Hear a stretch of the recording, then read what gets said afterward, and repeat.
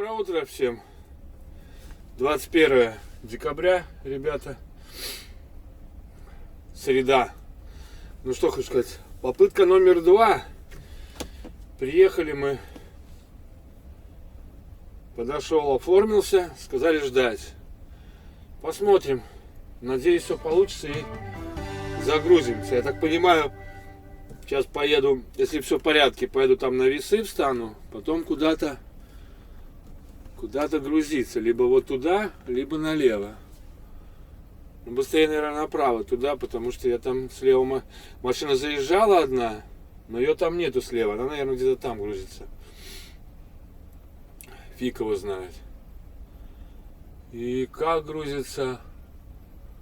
Ну, я думаю, что борта надо будет открывать. Но мне по-любому надо будет борта открывать, потому что я думаю, что будут типа джамбо. Но если она открытый, то нормально. Если не закрытый, то фиговато будет их крепить. Но обычно, не знаю, обычно через эти 4 дужки креплю. Опа. Ну вот там, видите, такие вот есть такие варианты. А есть еще варианты просто как цементные мешки. Вот там вот на складе. Вот такой вариант есть. Вот там желтые, как мешки. Вот белые передние. А вот джамбо. Есть маленькие, по 2, видите? А есть большие, одиночные. Но это еще не такие большие, как я возил. На судах мы возили. Там вообще здоровенные были. Раза в 4 больше. Эти, наверное, 800 были. Эти, наверное, я так думаю, если не 600 килограмм. А там были 1800. Ну ладно, будем ждать. Вот кто-то из них, наверное, должен подойти. Хотя не знаю, это, наверное, какие-то, строительные рабочие.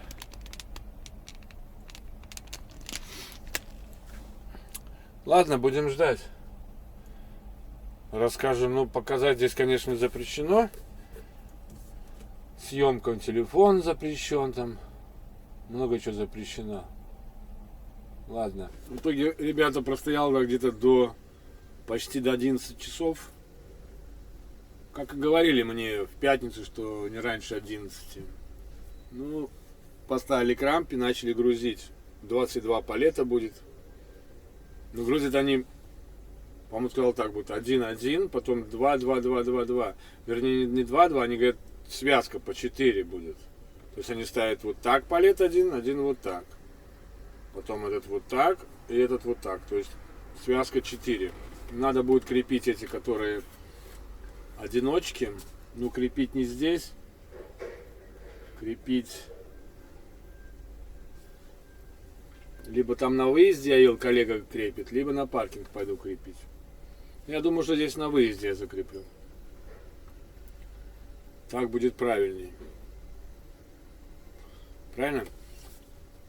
Там уже скоро заканчивается.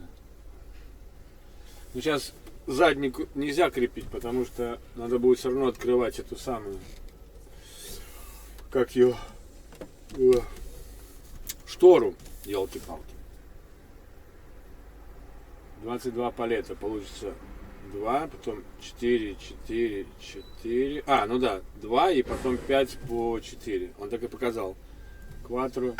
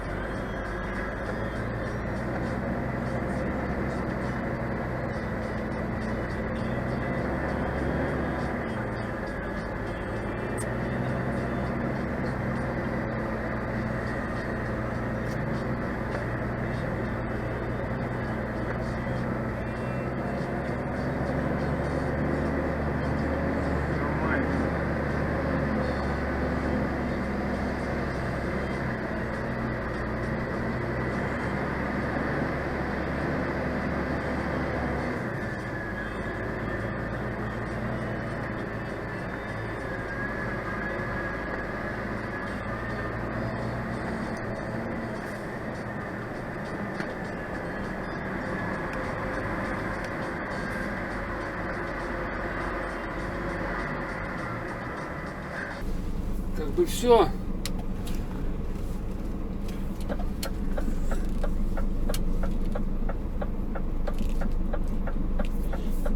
Закончили.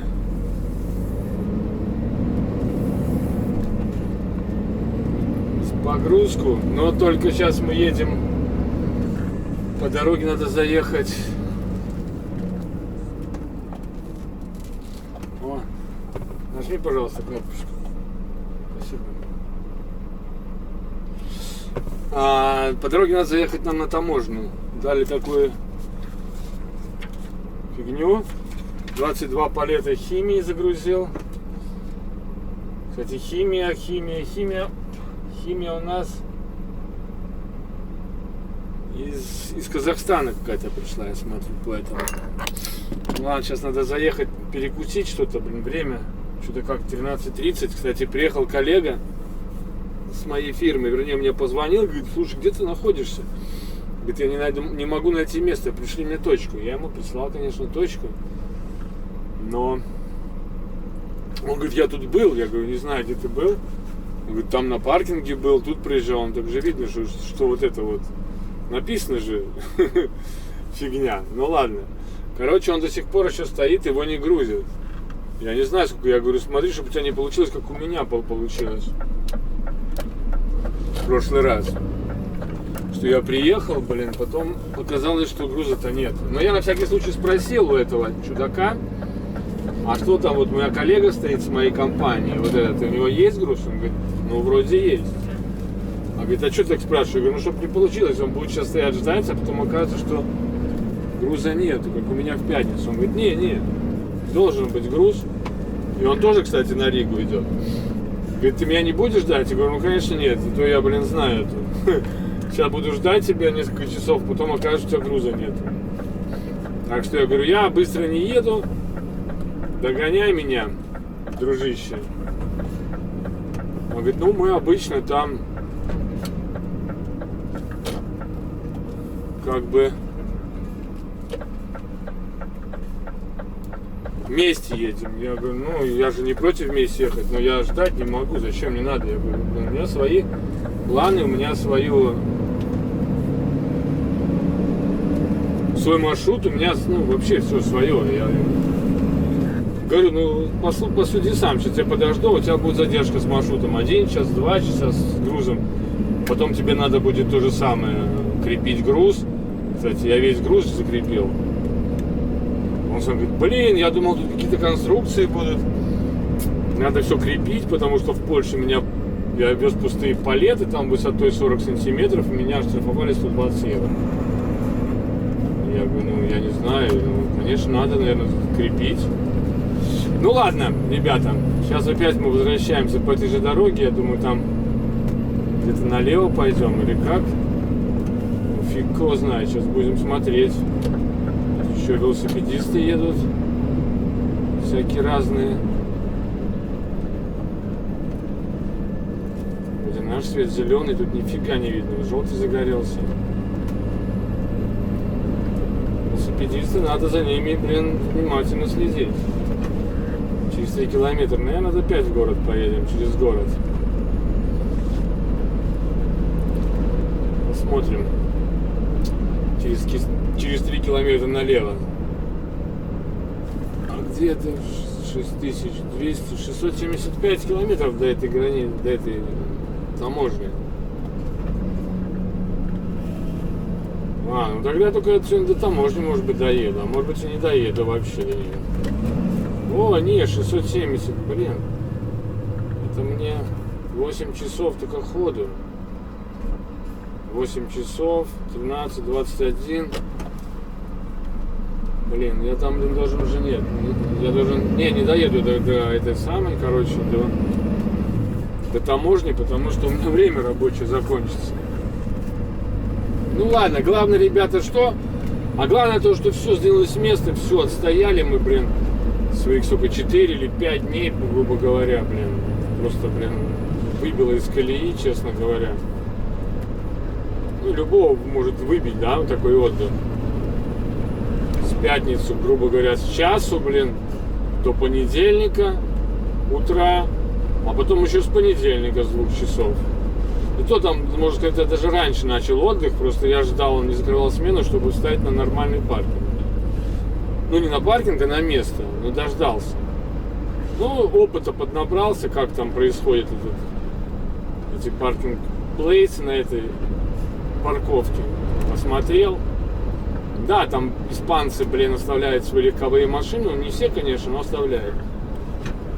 Приезжает, забирает машину, ставит фуру. И наоборот, забирают фуру, отъезжает в сторону и ставит машину, и уезжает. Такая вот ситуация. Но посмотрел там дальше, как-то тоже ребята ставят там Адуана Плейс, таможенное место. Кто знает. Ну, я нам не рискнул, подождал и закрыл. Но по-любому у меня 45-ки не получилось. Получилось там 41 час, к сожалению. Ну, к сожалению, что? То есть следующее у меня по-любому будет 20... Ну, то есть 24-ку могу следующую отставить, потом 45-ку.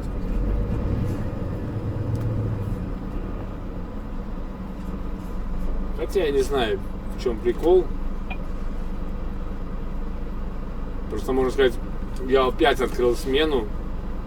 Но если сейчас 24-ку стояла, открыл смену, то есть на следующей неделе в это время на 45-ку должен ставить. А если не считать эту 24-ку, тогда я должен когда там встать? В воскресенье утром на 24-ку. Ну, там впереди Рождество, Польша, Франция, Германия. Во сколько я там буду, где я там буду? Там в одном месте еще по дороге у нас, какое-то время они не пускают большие грузы, разворачивают. Ну, посмотрим, как там мы поедем. Ну, ладно, сейчас мы будем пробираться, по-моему, через город опять. Под большими ветками.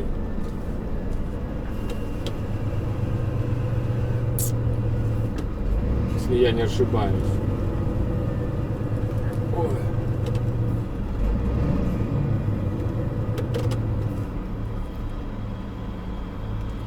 Так. Вот, кстати, вот это вот место я смотрел, самое ближайшее было мне до моря, вот, которое за светофором. Это было 6 километров от того места, где я стоял вот эти 2 дня на паркинге. А коллега, кстати, он стоял на том месте, где я стоял в выходные. Я говорю, нормальное, тихое место. Тоже так удивился, что я, могу разговаривать с ними на испанском, на английском. Я говорю, какой испанский? Я так чуть-чуть знаю. Он говорит, ну я даже так не знаю. Хотя, отработал, говорит, очень много работал в Испании, тут все знаю. Я говорю, а что, язык тогда не выучил? А, говорит, фиг его знает. Вот. Да, вот здесь я и был.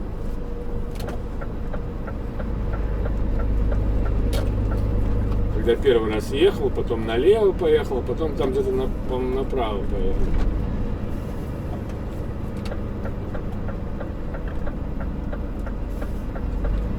А сейчас мы выедем отсюда на Круговую.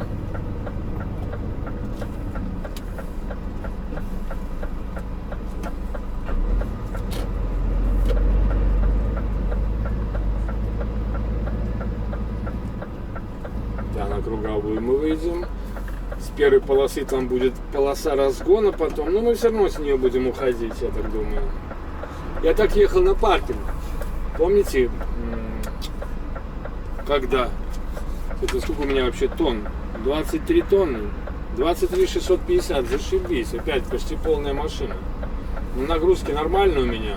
Все в порядке. 9-очка. И они, главное, так палету уложили, знаете, как замками, по 4 штуки. Один горизонтально, поперек, другой вдоль. А с левой стороны вдоль и поперек. И получается 4-очки. Как он сказал, 5 четверок. И впереди 2 палета по центру. Все равно пришлось положить, сколько там, 12 ремней положил и сзади положил. что береженого Бог бережет. Дорога дальняя, это здесь солнце у нас, а впереди нас ожидает зимняя, скользкая, противная, разная погода. Напомню, в Латвии у нас оттепель, а в Польше, в Германии, там не знаю, что там, наверное, зима. Ну, надеюсь, что Франция и Испания будет нормальная. Никак я сюда ехал, чтобы с погодой не везло. То туман, то снег, то дождь, блин. Вот. Как-то так. Буду надеяться, что хорошо будет. И надеюсь, до Нового года я приеду домой. Ребята. Как бы ни было, но так оно и есть. Не поедем мы в правую полосу, поедем вот сюда. Потому что правая полоса уходит вот туда прямо. А получается нам, что не к нам. Я тогда вот поехал с правой полосы, да, и пришлось уходить влево. Или нет, я там, нет, все правильно, я тут и поехал. Там дальше потом была полоса разгона. Ну, сейчас, в принципе, мы должны поехать и выехать уже за город. Мы едем, грубо говоря, в обратном направлении по отношению, как мы приехали сюда с того паркинга. Посмотрел я, куда мы едем, сделал точку, отослал коллеге. Это у него имя не Тадеуш. Какое-то имя у него такое латвийско-польское. Сам из Валмири, живет в Елгаве. Ну, конечно, он всю жизнь на машинах. Он говорит, а летом у сына работает на этом самом, на самосвале.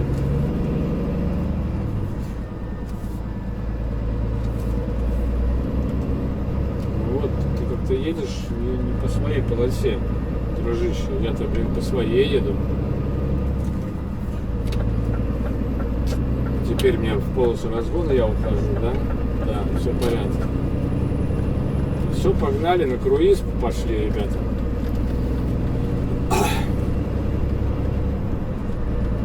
Сейчас будем... И он что-то вот про Джункер говорил, Джункерк, ему там нравится, у него там что-то магазин, у него там какие-то скидки. Говорю, ты точку дай мне. Он говорит, ну там увидишь, блин, что-то там платный паркинг. Я говорю, блин, нафига мне платный паркинг, блин.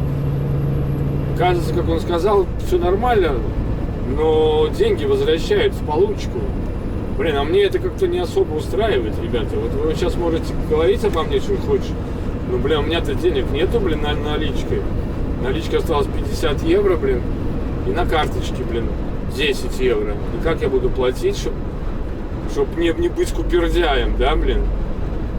Нет, тебе надо мне позвонить, а когда там, типа, за это? Потому что у меня нету денег, или в аванс попросить. Потому что это так не пойдет. Ну, хотя я, в принципе, привык к Эстеркампе, что там в получку возвращали. Но, блин, там аванс выплачивали каждую неделю.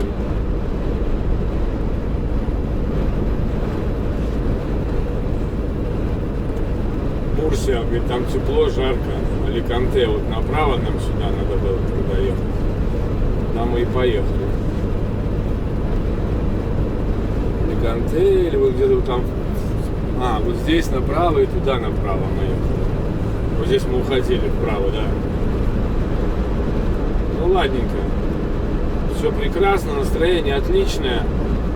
О, наконец-то я еду. Застоялись мы. Что-то я не понял, а что он тут мне показывает? 23%, 380 километров. Что-то какую-то фигню пишет.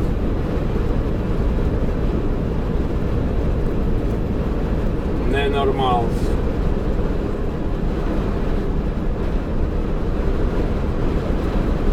Валенсия.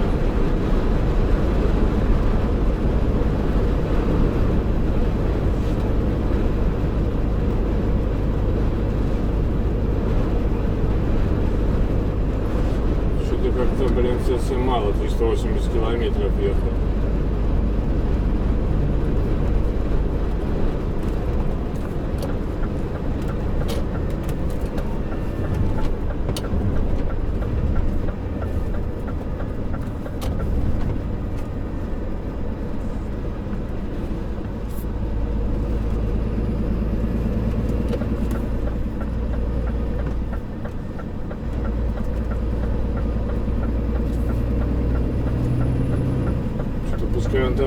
впереди расчет сделает вот по километражу, иначе мне как-то это, блин, стрёмно.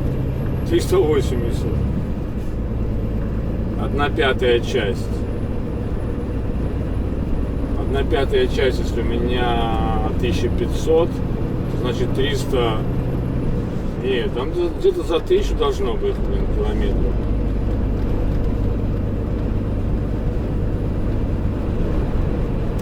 На 1/5 часть это 300 литров, больше чем 300 литров. Даже если взять расход 30 литров на километр, блин, 1000 километров, что-то он там, ну, наверное, поглючил по отношению того, что запуски были.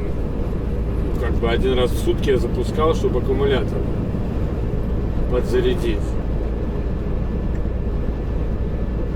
Но в книжке прочитал, умные книжки. Я когда-нибудь хочу сделать обзор кнопок всех на скане, во-первых, и для себя, и может кому-то пригодится.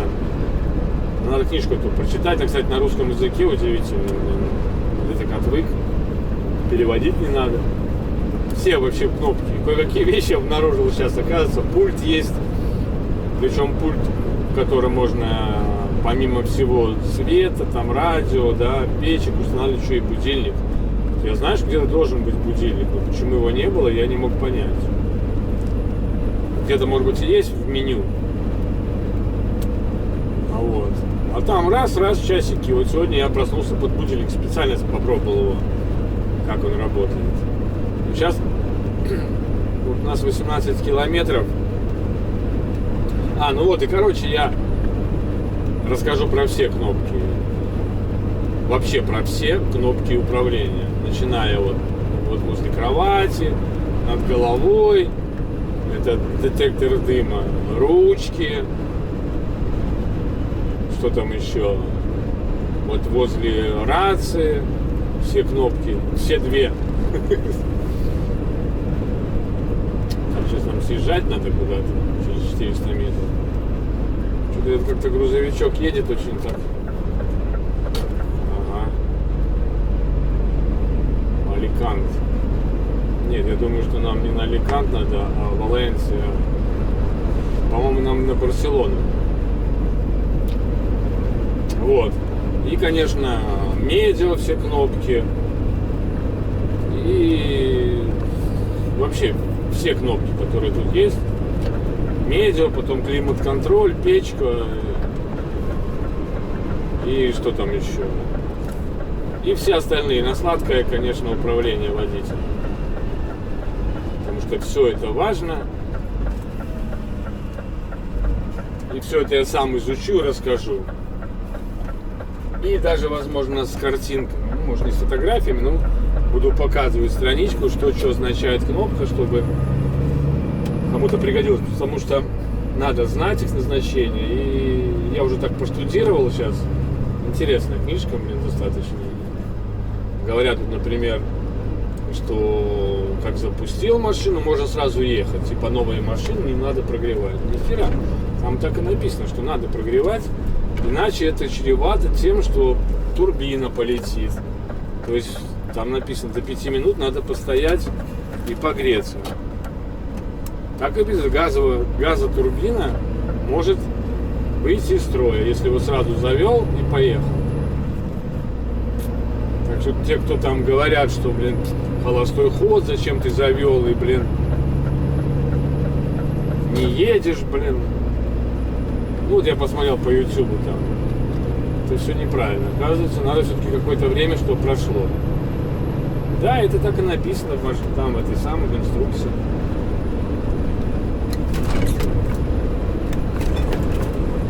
И здесь, кстати, еще есть, вот я не знаю, есть или нету, интеллектуальный круиз-контроль, который ведет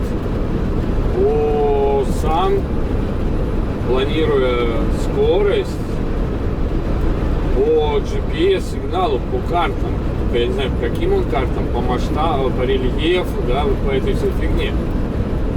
То есть, как это работает, ну, я не думаю, что я об этом пойму в течение ближайшего времени, но это очень интересно. Реально очень интересно. как это работает и ну, при каких включениях, настройках. Так что вот так. Ну ладно, мне еще 15. Ну там же не паркинг плейс, там же, наверное, просто заправка. 15, 84, 106.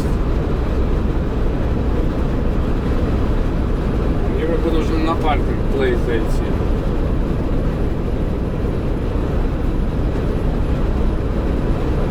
Надо покушать что-нибудь. Ну что ты тут, блин? Не включается. Говорит, что там где-то у меня будет езда, блин, по нехорошему месту. Ну, типа по зоне какой-то. Ну, конечно, я еду в таможенную зону. Как может быть иначе?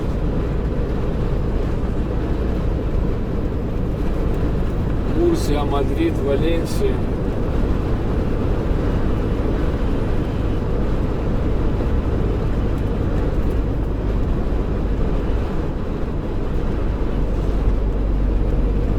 Ладно. Погода замечательная. Красиво все вокруг. Горы впереди. Посмотрим. Поехали, ребята.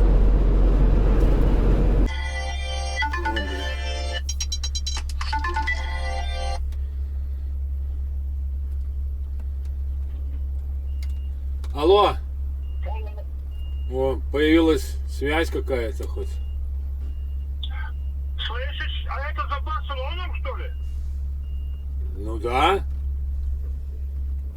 Мне выходит 600 с копейком километр, да? Ну это почти там, где заправка, да. 4 километра до заправки. Вернее, заправка. 600, Сначала заправка получается, потом 4 километра это таможня. 681 километр, да? 9 часов езды. Ну, наверное, я не знаю. Ты все равно не успеешь. Я не знаю, у меня интернета нету вообще, блин. Пропал интернет здесь, хорошо, хоть связь появилась. А знаешь, что сделай?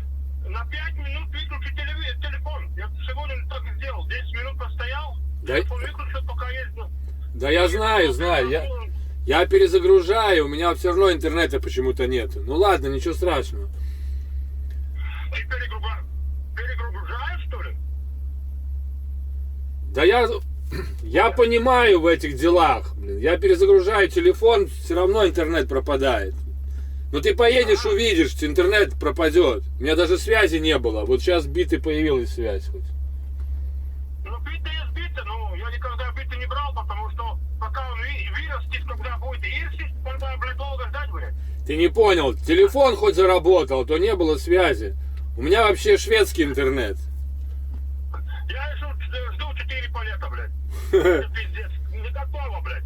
Офигеть. Ну мне 500 километров до этой точки. Ну ладно, когда загружусь, я буду звонить тебе, давай. Давай, да, давай. Ну что, паузу отстояли? Достояли, так скажем. Гоним дальше, ребята. 545 километров до... Я таки не помню, до чего это 545 до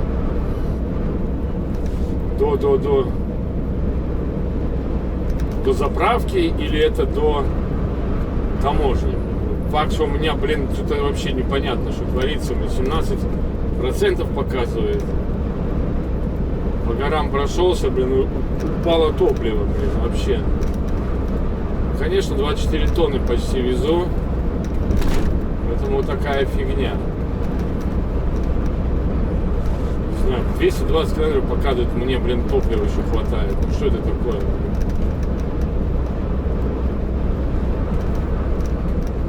Непонятные вещи. Написал в офис. Блин, ну по сути 17% это должно не хватать доехать до заправки. Почему показывает 220? Может из-за того, что я, блин, действительно, блин, расход показывает, пока я стоял. Эти дни, блин, и вообще, можно сказать, пятница, суббота, воскресенье, понедельник, вторник, среда. Ну, скажем, среда, скажем, 5,5 дня я ехал всего лишь, 2,5, 4 часа с половиной. А это может показывать, что раз 220 километров, но это ненормально. Ну, конечно, в офисе знают, что если 20% и у меня 2 бака по 750, то значит на 1000 мне должно хватать.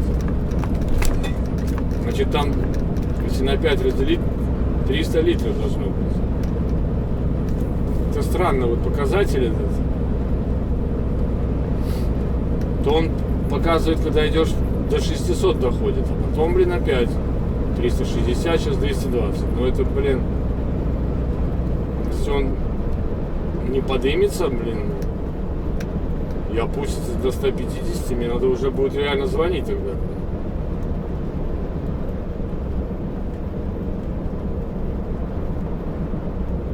Так что вот так. Я думал, там, таможня где-то здесь рядом, она почти там на французской границе, что ли, получается, за Барселоной. Но дороги хорошие, паркинги нормальные, заходишь, хочешь кофе пей, хочешь ничего не пей, хочешь идти сразу в туалет, хочешь покушай. Без проблем.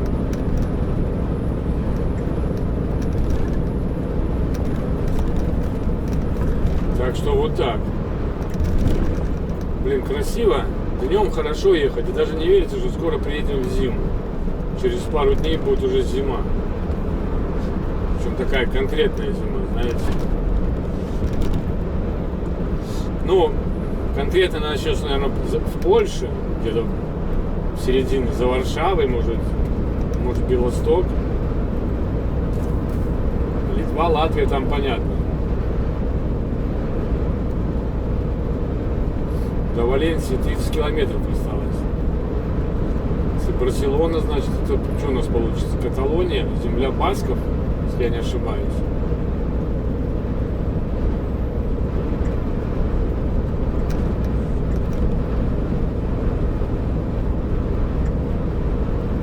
Что-то я не помню. Мне кажется, было написано, что звонил из офиса. Почему на это вот переключился? Может быть, одновременно звонил? Тот и тот?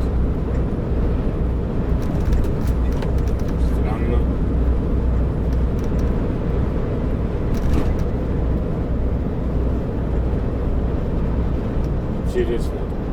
Не мог же в офисе переключить переадресацию на меня.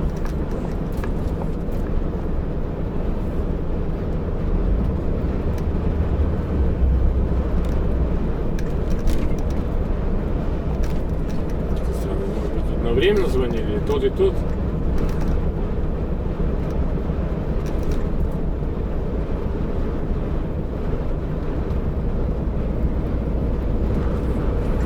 Что там со звонками у нас не принято. Да нет, это он звонил.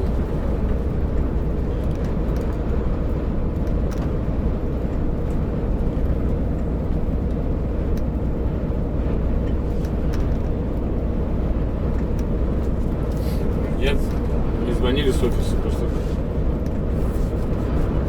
так получилось. Ладно. Едем и следим за показаниями. 17% 230 показывает. Я думаю, сейчас опять дойдет до 550.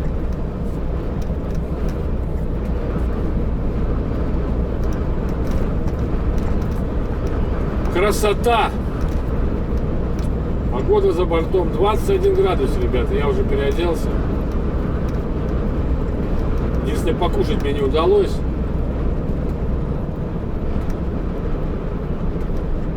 Надо было. Ну, тут паркинги есть нормальные. Стоять можно. Тут не заезжать, что передом. Почему не задом? А, наверное, на 45-ку просто заскочил, чтобы мозги не парить.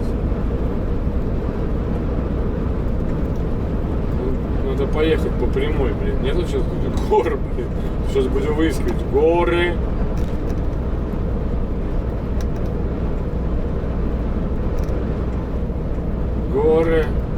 ветер. Спойлер как-то, по-моему, у меня низковато. Хотя у всех так. Но это, в принципе, неправильно. Он должен быть чуть-чуть, по-моему, выше. Верхний спойлер поднят. Вот это вот что-то правильно. Потому что это все влияет на расход.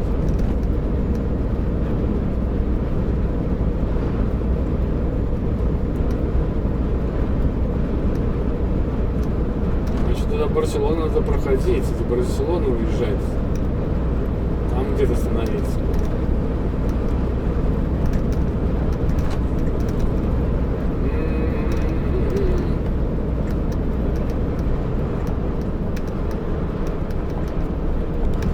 Направление у нас что-то Мадрид-Барселона.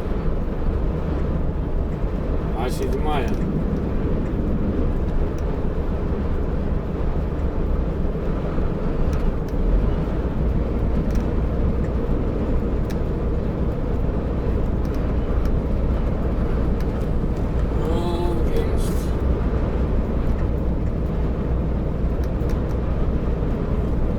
Надеюсь, мы все правильно едем.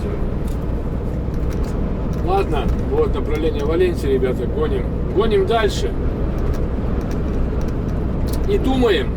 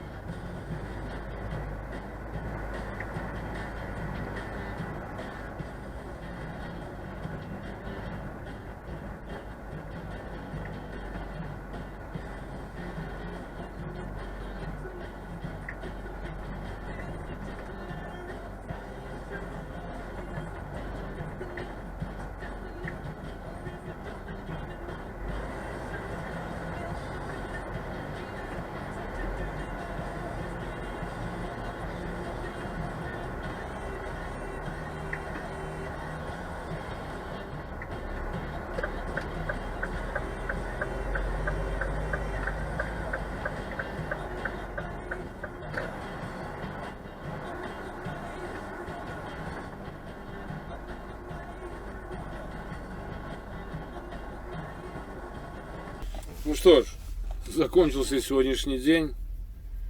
Хотел пораньше закончить, но из-за этой погрузки не получилось. Короче, время закончил я в 20... закончил в 21:30. Проехал тут на паркинг, стал уже не доезжать до Барселоны. До точки мне заправки еще там 240 километров, по-моему. Ну, встал я здесь. Я мог еще, в принципе, ехать где-то в районе часа, да, в сторону Барселоны. Но там, чем ближе к Барселоне, тем там уже какие-то опасные паркинги по аннотациям читаю. Вот, и что еще? И у меня, лампочка начала мигать. Уже полчаса, как я еду, топливная. Потом вышел предупреждение, что маленькое количество реагента, я так и не понял, и сажевый фильтр показала. Может быть, что-то с этим связано, что, может быть, уже... Ну, я не знаю, почему.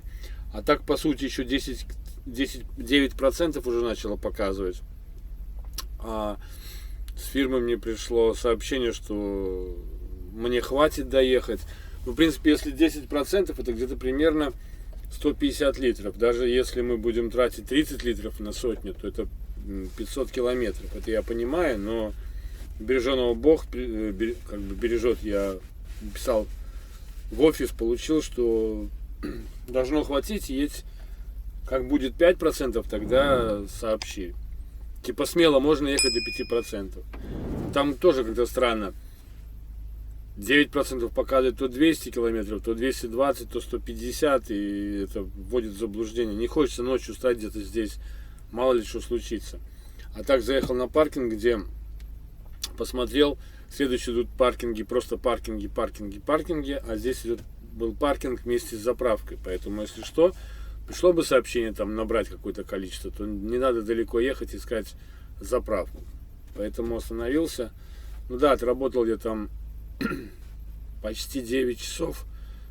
Сейчас посмотрим, что у меня там пишется в книжке моей. Не отработал, проехал. Ну нет, чуть больше 8 часов проехал. Ну вот из-за этой вот ерунды и решил все-таки встать на паузу. Ну а так что, ну, идем на Ригу. Сейчас идем сначала на заправку, потом на таможню. Таможня с 8 до 6 работает по-любому. Я посмотрел, что еще. Ну и может быть там коллега подскочит. Как бы, может быть, вместе пойдем. Ну, в принципе, соскучился уже по рулю за эти дни. Рулить интересно. Дорога хорошая. Днем. Надеюсь, что она вся такая будет. Там сейчас прочитал комментарий, но Виктор написал по поводу, я правда не понял сначала по поводу чего, что типа смс-ка не...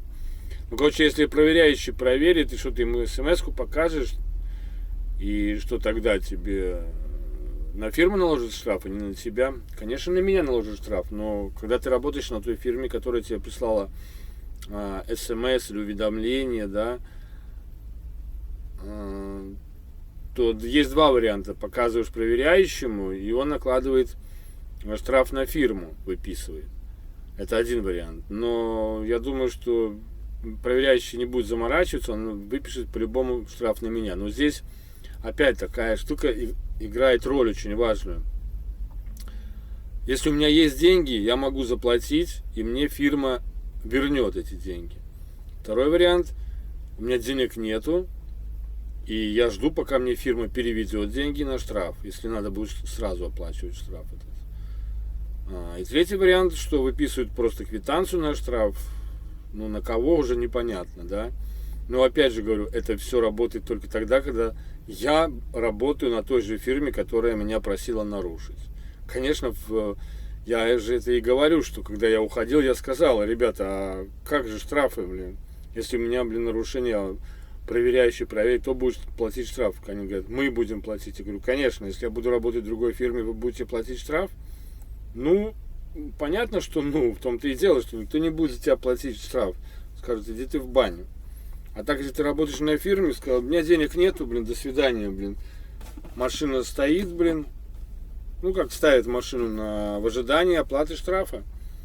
Такое встречалось и в Хестеркампе. У меня коллега тоже там, у него что-то с каботажем случилось.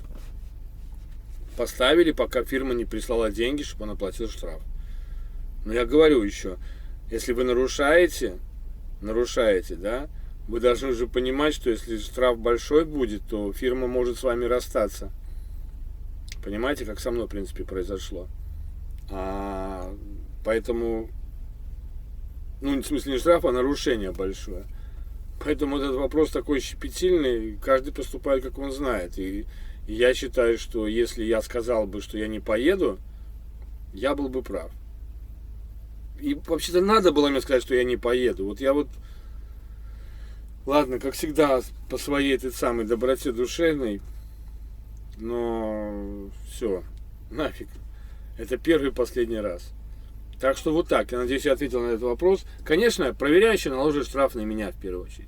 А вот тут уже получается двояко. Либо я плачу, либо у меня денег нету.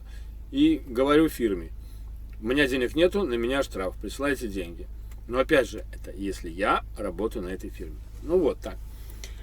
Ладно, ребята, на этом буду заканчивать. Как обычно, берегите себя, своих родных и близких. Все будет чики-пуки. А нас ждет следующий день. Пока.